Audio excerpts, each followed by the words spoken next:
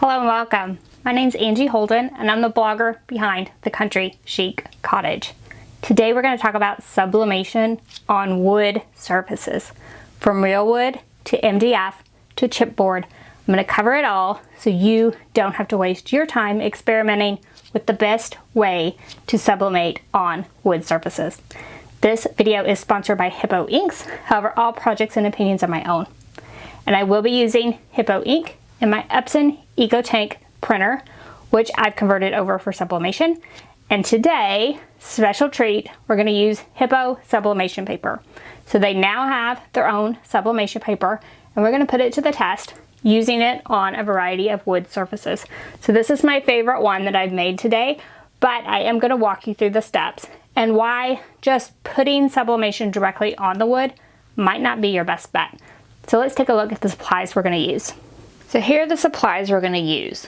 So I'm going to use Hippo sublimation paper, Hippo sublimation ink, and my sublimation printer, and it's a converted Epson EcoTank printer. And then I've already printed some prints on the Hippo sublimation paper, and I'm going to do some experiments on some wood. So I'm going to do plain wood, I'm going to do some wood with thermal laminating sheets, I'm going to do some wood with a polyacrylic finish, and I'm going to do painted wood that has a polyacrylic finish. So I'm going to use these little hearts as sort of some experiments before we start the actual process of making some projects. I have a variety of wood surfaces over here. So you also need some protective paper, some heat resistant tape, probably a craft knife as well as a paintbrush, and possibly a cutting mat so you won't cut your surface. So let's get started with our experiments. First of all, take a look at printing with the Hippo sublimation paper and experimenting with these small pieces and seeing which process we like better. So first I broke out my sublimation printer. So the Hippo sublimation paper is for Epson, Sawgrass, and Ricoh sublimation printers. I'm using my Epson EcoTank that I converted. And I did want to show you like the plain piece of paper because it is pink on the back. So that way you know which side to print on, which I like. I do not like sublimation paper where I have to guess, so this makes it super easy to know what's the wrong side, which is the pink, and you print on the white side. And then I use my sublimation printer to print a variety of just sheets of paper. So I'm just kind of lay these on the paper on these so that even though there's extra around the outside edge, it's not going to matter. But I wanted to show you the variety of bright and vibrant colors I was able to get. And now I can't wait to press these to wood. So let's just pick out one of the papers. We'll just pick this one. And I'm going to do all of my hearts with this. And what I've done is wrote on the back. So this heart has 2 coats of polyacrylic, and I've allowed those to dry. This heart has 2 coats of a multi-surface paint plus 2 coats of polyacrylic. This heart is we're just going to leave it plain. And this heart we're actually going to add a laminating pouch film. So these are just thermal laminating pouches like you would use in a laminator. And when you open these, there's going to be a matte side and a shiny side. And I'm just going to cut enough to cover my heart. And I want the matte side against the heart, so the shiny side up. And now this has extra all the way around the outside, so it's going to get everywhere because we're basically going to melt it to the heart. So I'm going to cut a piece of paper and I'm going to sandwich this inside. So I have paper on the top and the bottom so as not to hurt my heat press. And I'm going to press this at 375 for about 15 seconds just to get this laminating film stuck to the wood. And then we'll come back and talk about how we're going to sublimate on each of our sample pieces. So this is the heart with the laminating sheet on top removed from the press. And we'll just want to remove this piece. And you can see the laminating film is secure to the wood, but we do need to trim it. So that's what this mat is for, so the cutting mat, and I'm going to put it face down, so laminating sheet down onto the mat, and then just use a craft knife to go around the outside edge and trim away all the excess laminating film away from your design. Then once you've cut all the way around, you can discard this outside piece. Just double check for anything that may be on the outside. You can even use a little sandpaper to get, any small thin pieces cut away. But there you have your heart with your laminating film on top. Now let's take a look at sublimating on the top of this. So now we have all 4 of our hearts. Plain with the laminating film. This is the 2 coats of polyacrylic, and this is paint with polyacrylic on the top.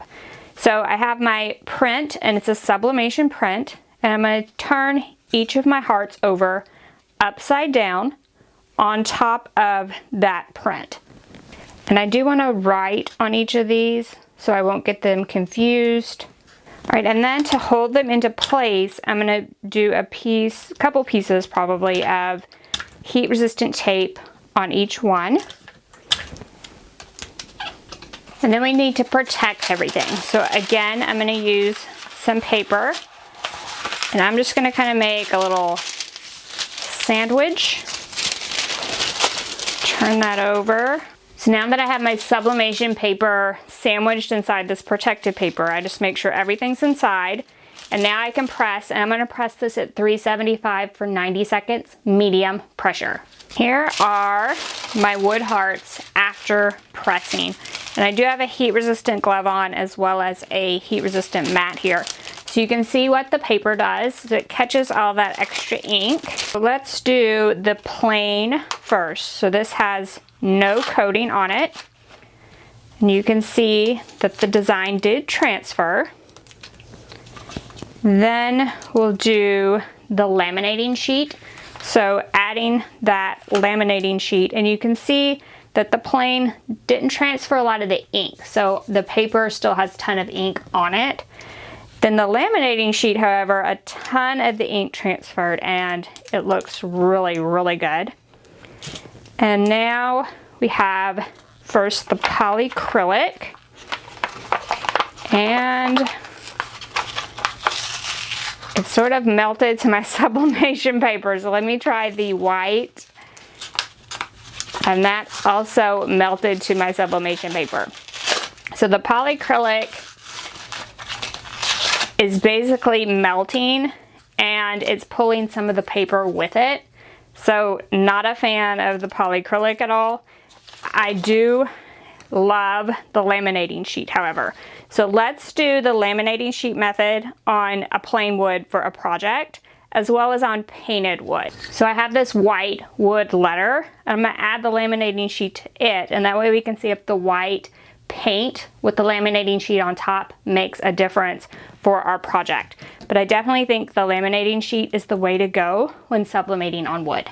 Before we leave these 2 test pieces, I did want to test and see how color fast this is. So this is the piece that is just the wood with nothing on top, and the ink will actually come off, and this is just water, and the ink is coming off as I rub it. So let's test the same water method with the one that has the laminating sheet, and the ink is not coming off when I rub it. So it has bonded to that laminating sheet. So that's good to know for your projects. All right, I pressed a laminating sheet to both of these pieces. Again, 375, about 15 seconds. So you may be able to see some of the wood through the white at this point. So what happens is some of like the sap comes like to the surface when you heat a lot of wood surfaces. So that's where this brown is coming through. I'm still going to press this one because I think this might give a unique like rustic look to the piece, and I think it might be really neat. This one looks fine. So what we're going to do is turn these over. Again, use our craft knife to trim around the laminating sheet.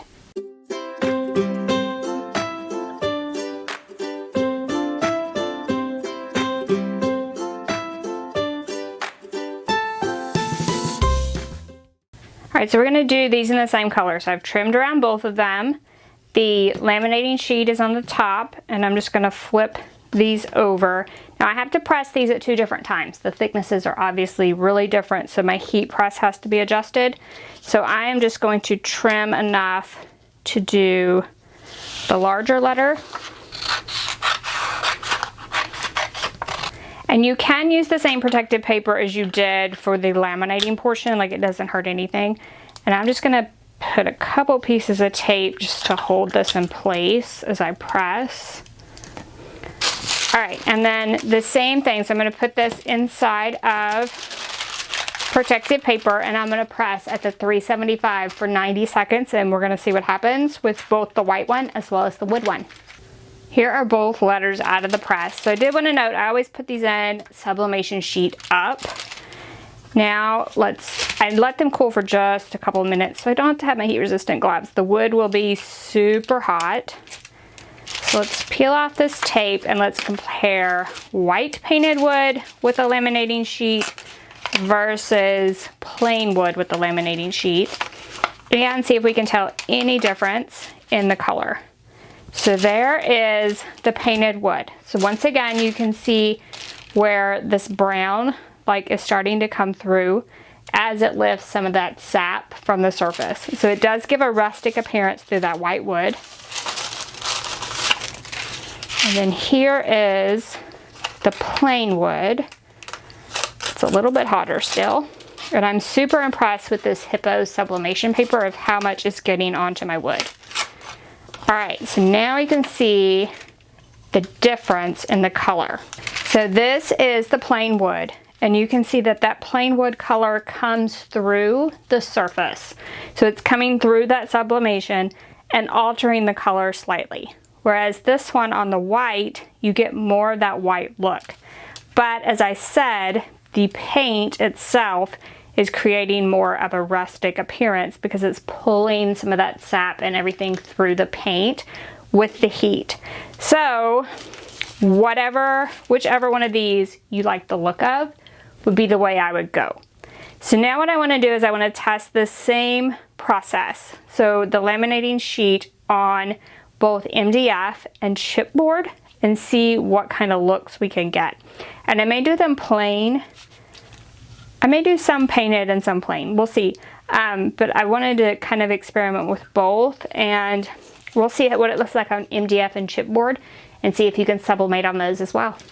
All right, MDF and chipboard. This is what I'm going to do. So I'm going to do MDF in both plain and painted white, chipboard in plain and painted white.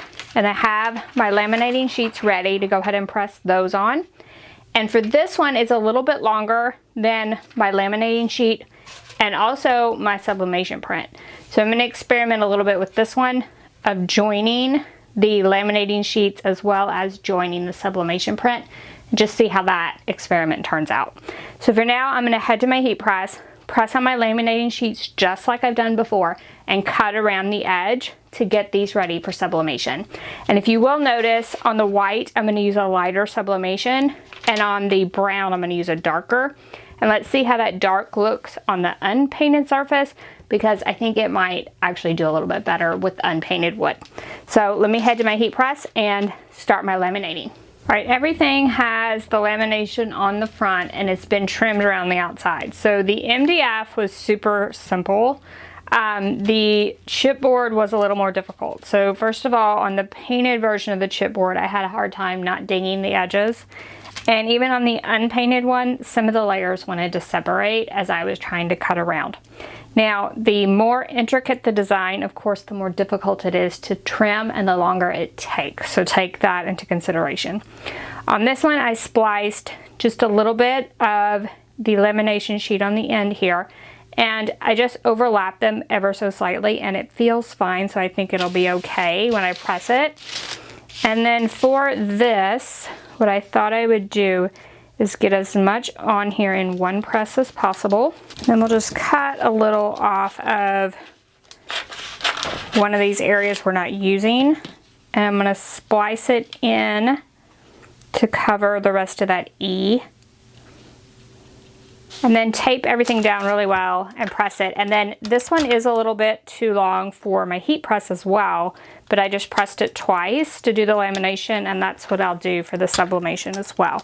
So I'm gonna go ahead and tape every one of these, put them back inside the protective paper and press every one. Again, I'm just gonna use the same time, so the 375 for 90 seconds for these as well. All right, here's all of our pieces after sublimation. So I wanted you to take a look at some of the differences. So this was the painted white and this is the plain. And these windows should have been white. So you can see how the wood shows through. I personally love the painted white version on the MDF. I think that is actually my favorite. The painted wood, like I said, can sometimes, like that sap can pull through, but the MDF does amazing. So I would definitely recommend painted white MDF for the sublimation. And then you can take a look at just how much of that ink transferred, and I really think it did an amazing job. Now the chipboard, it did a great job. I like the painted white version better. So these flowers should have been white in here, and you can see that chipboard through there. They're just so hard to trim because of the rough edges. I would say that the easier the shape, the more success you're going to have. So this C is fairly easy, a plain letter. Something more complicated, it's going to take you longer, and it might vary in success rate. But even after I sublimated this, I could come in here and trim some of this extra that I see that I missed and have a functional piece. Now, the piece where I spliced it, although the sublimation print looks fine, you can see, if you look in the light, where the laminating sheet overlapped and spliced together. So I would say that maybe stick to the size of sublimation paper you have for these, and that way you won't have those lines in your final product. But otherwise, I'm super happy with my experiments for sublimation on wood. Now that you've seen all the methods of sublimation, you see that sublimating directly on the wood definitely isn't the answer, and that for me, laminating sheets worked best. Now, I ended up liking that painted version of the wood more than I liked the plain unpainted version. And for me, MDF is definitely the winner. So I like the painted MDF the best, and that simple shape, like I talked about, works best, but you can definitely challenge yourself, grab that complicated shape, and just start trimming that laminating sheet away. I really think you're gonna love this project, especially if you have a sublimation printer and are looking to branch out beyond shirts. Look to wood crafts, because now you know how to sublimate on wood. So I hope you enjoyed this video. If you have any questions about anything we've covered, please drop down in the comment section and ask away. If you like this video, if you've learned something new, give us a thumbs up. If you haven't already, head on over to our YouTube channel, hit that subscribe button. We have sublimation and Cricut videos all the time, and you don't want to miss any of those. Thank you all so much for joining me, and I'll see you next week. Bye-bye.